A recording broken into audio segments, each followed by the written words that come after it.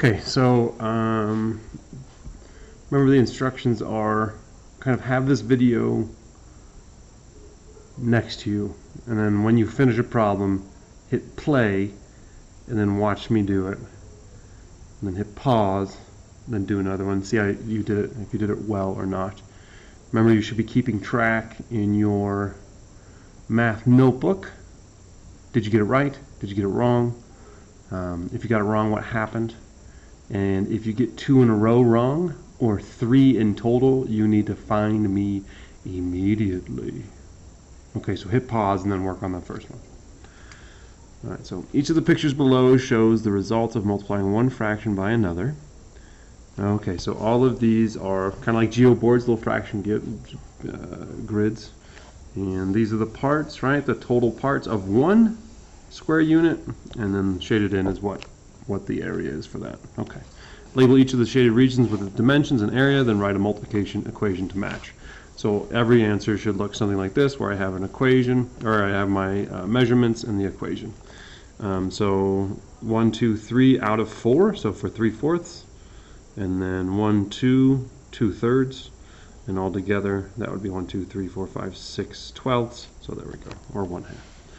All right, so here we have 1, 2, 3, 4 out of 5, 4/5, and we have 1, 2, 3, 4 out of 5 again, 4/5. Oh yeah, that is a square, isn't it?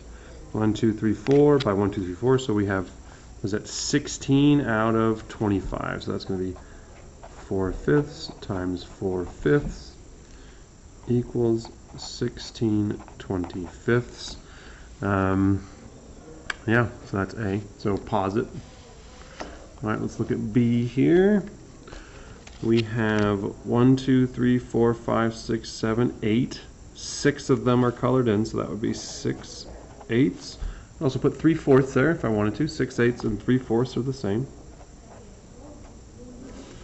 By 1, 2, 3, 4. Oh, 3 out of 4. So this is a square too. Interesting. And in here is 1, 2, 3, 4, 5, 6 by 1, 2, 3. So that's 18 30-seconds. So that would be 3/4 times 6/8, which is equal to 18 30-seconds.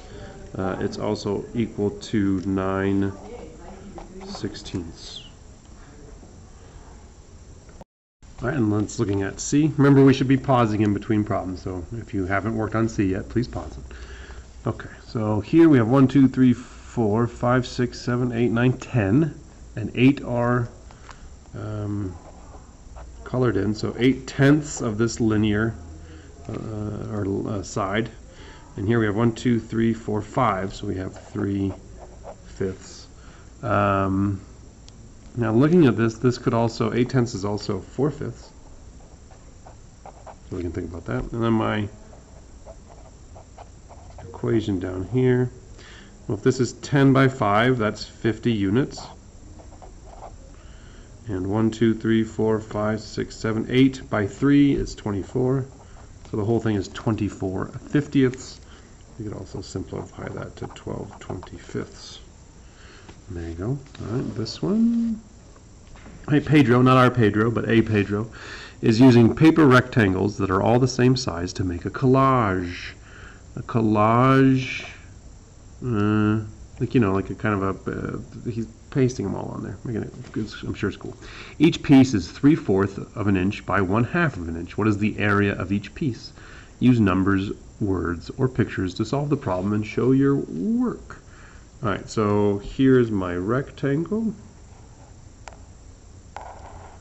This is 1/2 of an inch by 3/4 of an inch.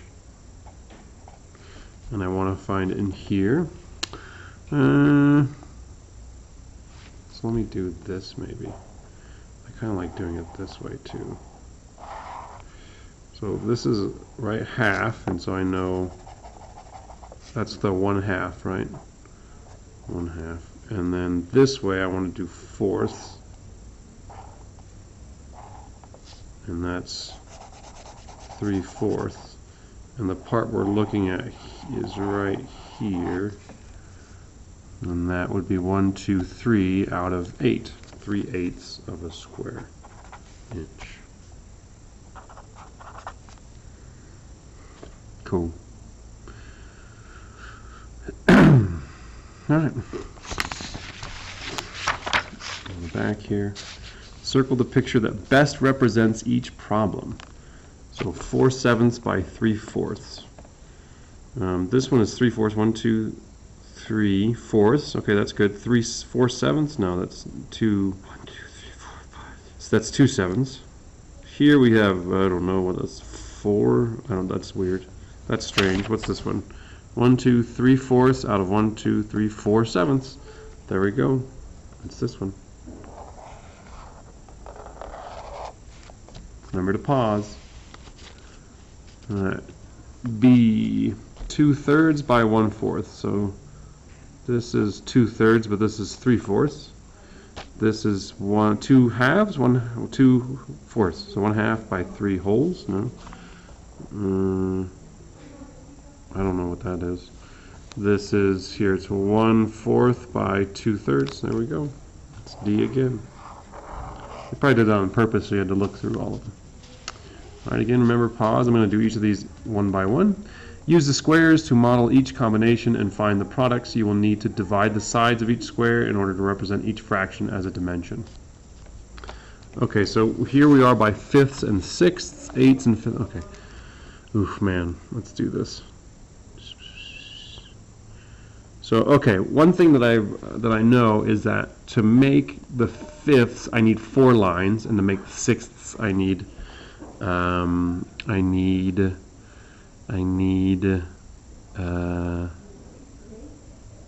lines. So it's always 1 line. So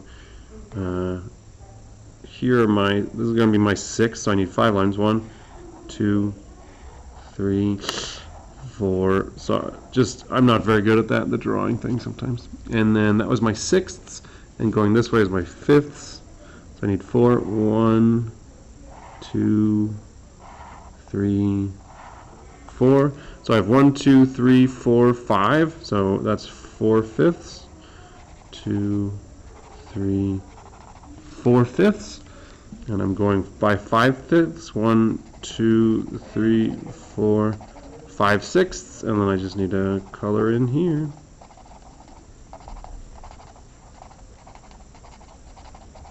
For a total of 1, 2, 3, 4, 5 by 1, 2, 3, 4, 20. And this is 1, 2, 3, 1, 2, 3, 4, 6 by 5, so that'd be 30ths. I could also say this is 10 15ths. Ooh, it could also be 2/3. 2/3. Alright, pause it and we'll look at B. Alright, so we need eighths, so that would be 7. 1, 2, 3, 4, 5, 6. I kind of cheated here, 7. By fifths, so that'd be 4. 1, 2, 3, 4. Again, this is not perfect. I understand that. I wonder if I got a ruler and stuff. Be more precise. That would take a while though. Okay, sorry. So 7/8. 1, 2, 3, 4, 5, 6, 7/8 by 2/5. 1, 2. So this is 2 by 5. So that's going to be. Oh wait, 2 by 7. So that's 14. Over, and this is 5 by 8. So 40. We could simplify that to 7/20ths if we wanted to, because each one is divisible by 2. Pause it, and then we'll look at C. We got 4ths by 6ths, so just 3 lines. 1, 2, 3, and then by 6ths, so 5. 1, 2, 3, 4, 5, and we have 1/4 by 2/6. So there it is. 2 out of, was it 6 by 4? 24. And you could simplify that to 1/12. What's next? Reasoning about multiplying with fractions. write equals, greater than, or less than to make each statement true. So if I'm looking at number one is saying 3 times 45 equals something, and they're calling that something B. Okay, so these are called generalizations. We're looking for rules. We're trying to think about things, okay, in a clear and efficient way. So they are wanting to know, will B be equal to, greater than, or less than 3? Will it be equal to, greater than, or less than 45? Well, when we are multiplying with whole numbers, I know that if I have two whole numbers that are not 1, okay, that are greater than 1, that my answer is always going to be more. So if I have two numbers, where am I? Two numbers, and they're both greater than 1, then my answer is going to be greater than both factors. So B is going to be greater than 3, and it's going to be greater than 45. All right, 3 times, okay, remember pause that sucker. 3 times 1 equals C. Okay, well, I know about the identity rule, which is anytime I multiply by 1, my answer is the same as my other factor. So C is going to equal 3, and they're both whole numbers, so it's going to be greater than 1. Aha, we got a fraction here. So we have 3/4 times 1 equals A. Again, I have a fraction and I have 1. So that means A has to be 3/4. And A, well, since I already know what the answer is, it's going to be less than 1. So again, when we're multiplying with fractions, if one of them is a fraction, my answer is going to be less than the other factor, the whole number. All right, here, 4, we have 3/7 times 4/15 equals P. Well, now I have two fractions, and both of my fractions are less than 1. And we've talked about this before. P is going to be less than both of my factors.